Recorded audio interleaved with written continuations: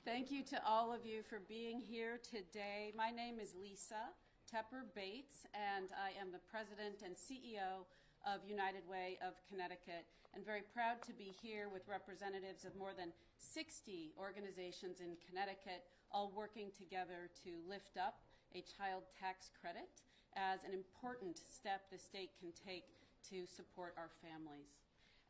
We are here just before the 11 a.m. hearing of the Finance, Revenue, and Bonding Committee to highlight the importance of this really critical measure that we do hope our state will take this session for our families. There are two bills on the table. The first is SB 740, introduced by the Senate President Pro Tem Marty Looney, who's here with us today. The second bill is HB 5986, introduced and co-sponsored by 70 members of the House, with the leadership of not only Kate Farrar, the Deputy Speaker, but also Antonio Felipe, the newly elected chair of the BPRC. And we're very pleased to have with us the Speaker of the House, Matt Ritter, to speak to this important measure. We're going to start today with comments from Senator Looney. Please come up. Thank you, Lisa. Thank you so much, Lisa. The child tax credit, as we know, is something that has extraordinary empowerment potential.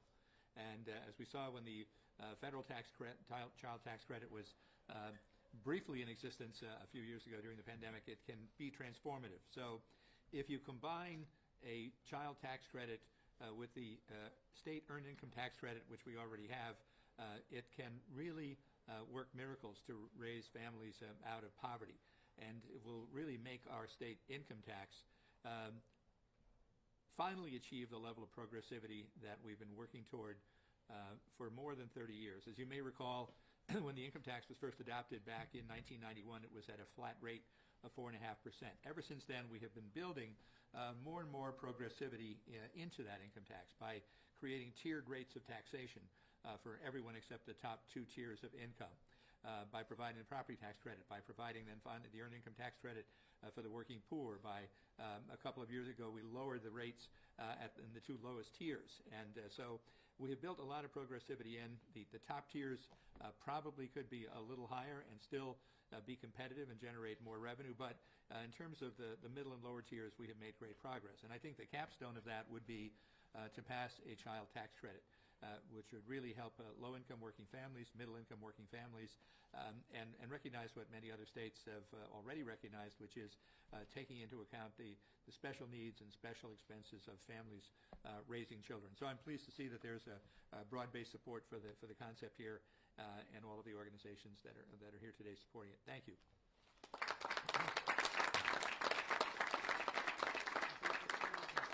We're so grateful to you, Senator, for your always being a champion for our working families. Next, we'd like to hear from the Speaker of the House, Matt Ritter. Thanks, Lisa. So in some ways, it seems like the focus of 2025 in this session and our budget that we're working on in the biennium is to focus on children, right? Is to focus on families with children. And so first, I want to commend the governor for his proposed budget, which made a huge investment in child care, for example. And we're going to work through that idea, and Representative Farrar and Representative Walker and others, we're going to continue to look at that and what that may mean. But I think what you can see from the executive and the legislative branch, and we have bipartisan support here today, is people feel more strongly than ever that the state needs to do more to help our families. And it's not just child care, as the Senate President alluded to, it is also things like the child tax credit. What struck me the most, if you look at the statistics, and Congresswoman DeLore was one of the leaders in this in Washington, when the federal government provided the largest child tax credit in, I believe, the history of our country a few years ago, right after the pandemic, it was the single largest decrease in childhood poverty in the history of our country. The single largest decrease in childhood poverty. Those kind of investments make a big deal. And I've sort of said and been working very closely with Chairwoman Horn, who chairs our Finance, Revenue, and Bonding Committee, and she's looking at all these things, and she's got a lot to balance and a lot to consider, and it's a tough job and a lot of pressure with a lot of demands and a lot of asks. But sometimes the credits that we provide as government are not seen and are not felt the way we want them to. The beauty of the child tax credit, and we did it a few years ago here in Connecticut, is we mailed checks to families. and they received them and said, what is this for? And right, it's the government investing in you to give you a little bit of a help, to give you a bit of, not a handout, but to give you help and assistance as you raise your families, which with inflation becomes more difficult.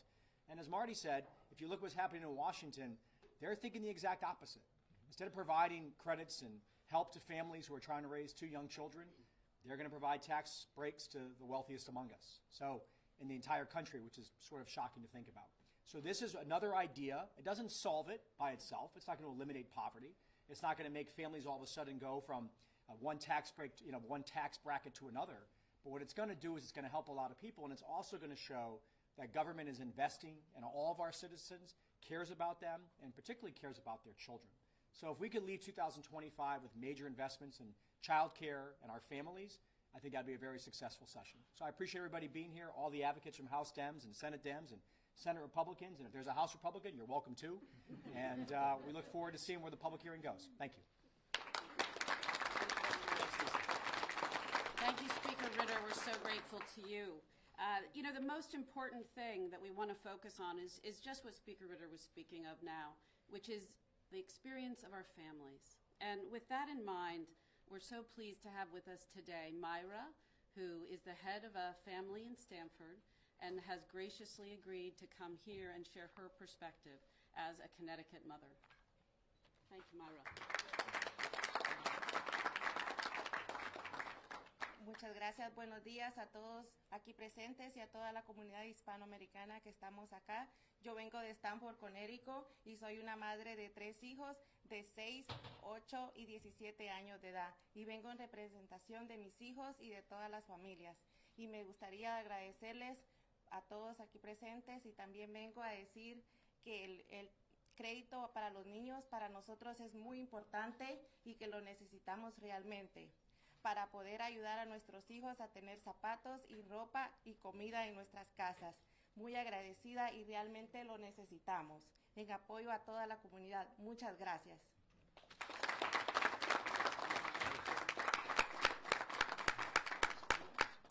Thank you, Myra, for sharing with us your story regarding how very challenging it is every month to make ends meet, challenging to put food on the table, challenging to pay the rent. And that's where a flexible source of income through a child tax credit will help our families to meet whatever costs that they have that they are struggling with, whether it's the cost of heating fuel, whether it's the cost of rent, whether it's shoes for their children. The flexible income in a child tax credit will help them to make ends meet. We'd like next to ask up our friend and colleague Merrill Gay, who's the Executive Director of the Early Childhood Alliance and one of our more than 60 organizations standing together today to support a child tax credit. And he's going to share some additional perspectives with you on why this is an important and needed measure. Merrill?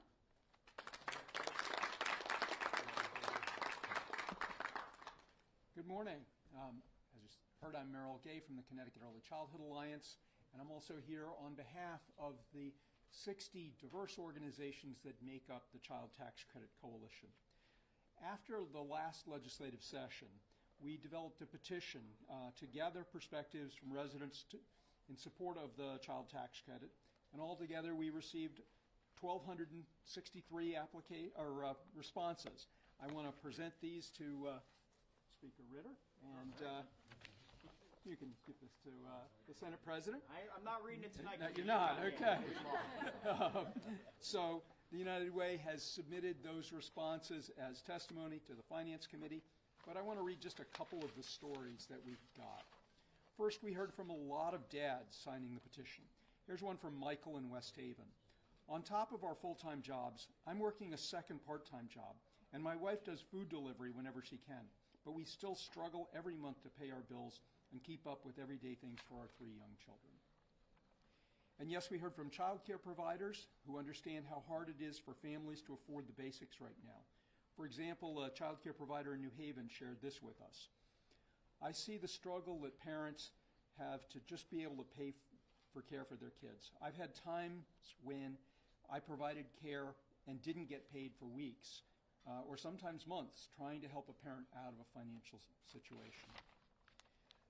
You might be surprised that 30% of the responses we got were from residents who aren't currently raising children. Here's an example from a supporter from Seymour. Even though my youngest daughter is 21 now, I will never forget the struggle of being a family that falls in the middle, where you make slightly too much for help, but not enough to actually provide proper clothes and healthy food for your family. The Child Tax Credit Coalition is working tirelessly to make this policy a reality. We're so grateful for the thousands of individuals who are talking about this and talking with their legislators and neighbors about it. Together, we can make this year the year that we finally pass the child tax credit. Thank you.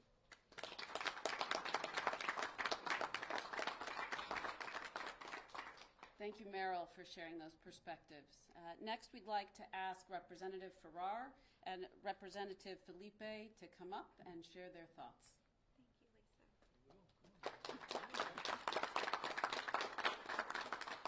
Thank you, everyone. Thank you to our speaker and Senator Looney for being with us today, and also, as was noted, Chairwoman Horn in leading the Finance, Revenue, and Bonding Committee.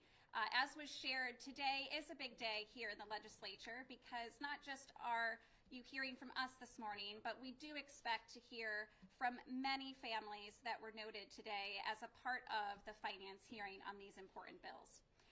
Too many families are simply struggling to make ends meet in our state. I just spoke with a mother this morning who mentioned to me that, they were getting by until the last few months with their utility bills, and that made it more difficult for them to meet not just their basic needs, but to pay the bills. And I think that's what we hear from our constituents, no matter if you're in Stamford, as we heard today, or in Salisbury in our state. Every zip code in our state has families and children who are not able to thrive. And yet, as a state, it's really our responsibility to make sure that every child has a chance at thriving. And that's where the child tax credit is a proven measure that can make sure that we are making the choice here in Connecticut that families can not only make ends meet, but that they can ensure that their families can provide for the future of their children. And when you think about the benefits of the child tax credit, you've heard specifically that this can provide immediate economic relief to families. But it also is a boost for our local economies. We know that every dollar of a child tax credit can put in a $1.38 right into our local economy. And we also know how pivotal it is for Connecticut to step up. Because right now, we are the only high-cost state in the nation that has a personal income tax that does not adjust for number of children or child care expenses. It means Connecticut is really falling behind in our effort to support children and families. And it means we're at a competitive disadvantage when we look at our neighboring states. It's why that this year, as you heard from Speaker Ritter, it's time for a child tax credit, because in our state, not only is this about the constituents and the families that we hear from every day, but it's about protecting Connecticut residents as we look towards the future. Just this week, we're seeing what Washington holds for the families of Connecticut, and it's looking like it's potentially going to get worse. It's looking like healthcare costs will go up, that folks will lose access to food assistance or student loan payments. And what that means is that this is further on us as the state of Connecticut to say that now is the time to support our working families, to fix our unfair tax code, and to invest in our economy.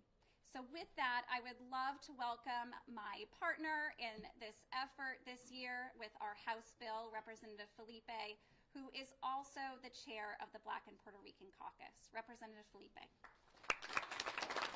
Thank you, Kate, and one more round of applause for Kate, who has been doing this work her entire legislative career. I just want to point that out.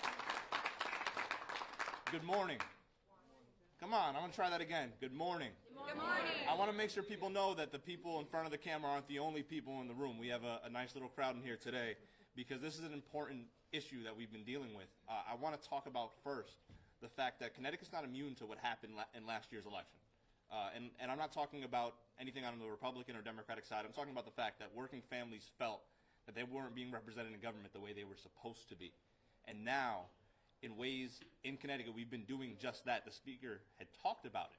We're looking out for working families in the state of Connecticut. We are being proactive in making sure that we know that we're not immune to that problem. That problem might be coming, but Connecticut is doing something about it. And the child tax credit is a perfect way to look at that. I talk in the Housing Committee all the time. And it's related to our 30% increase in rent, our 13% increase in homelessness, a lot of which are families who are sleeping with their children in cars, even if they have full-time jobs, both parents. And I think about the fact that a couple of years ago, people were throwing around this factoid of more than half of the families in the United States of America can't afford a $400 emergency. And if you think of all the changes in inflation, the change of cost of living in the country, $400 is even less than it was then. And it's a big problem, right? You think about a carton of eggs going up 30%. How many kids do you need to feed in a household of 5? You might need more than one, and you're spending a lot of money doing that. If you pop 2 tires, you're spending more than that $400, right? It's one of these things where we need to look at our working families and tell them, we got you. We're looking out for you. And $600 doesn't do the whole thing, but it goes a long, long way to making sure that families are stable, that they can put this week's groceries on the table, that they can pay for gas to get to and from everywhere that they need to go. And I'm just proud to stand here with my colleagues. Thank each and every one of you for standing behind us today. And those of you who couldn't make it, I know you're watching at home or getting ready for the finance hearing. I know Representative Horn is going to do a fantastic job chairing that. But we're here for you. We're looking out for working families in the state of Connecticut, and this is how we start. Thank you.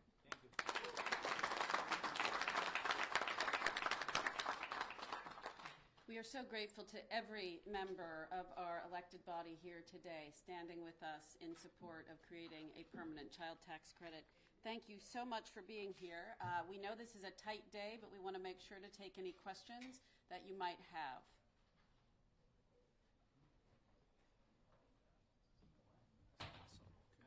Wow. Means the common sources. Denise stuck out. He went to another meeting. I don't think he was sneaking out. Well, very good. We are here, members of the coalition, if you have any additional questions. Thank you so much to all of you for being here. And again, thank you to our members of the House and Senate. Thank you, everyone.